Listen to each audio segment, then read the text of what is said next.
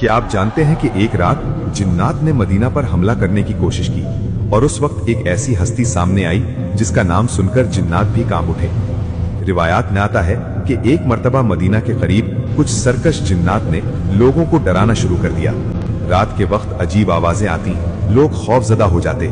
जब ये बात नबी करीम सल्लल्लाहु अलैहि वसल्लम तक पहुंची तो आपने फरमाया कि इस मामले को देखने के लिए एक बहादुर को जाना होगा। तब मौला अली अलैहिस्सलाम आगे बढ़े। आपने फरमाया, या रसूल अल्लाह सल्लल्लाहु अलैहि वसल्लम, अगर इजाजत हो तो मैं जाऊं। रात का अंधेरा मदीना के बाहर सन्नाटा छाया हुआ था।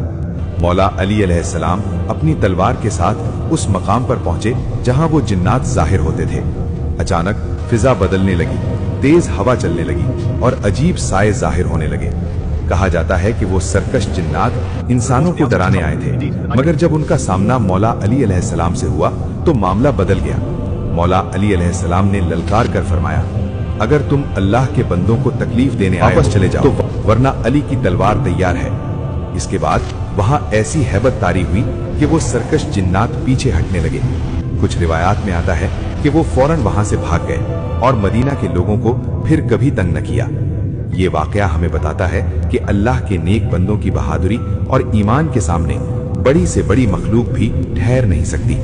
अगर आपको मौला अली अलैहिस्सलाम की बहादुरी पसंद है तो कमेंट में एक बार या अली जरूर लिखें।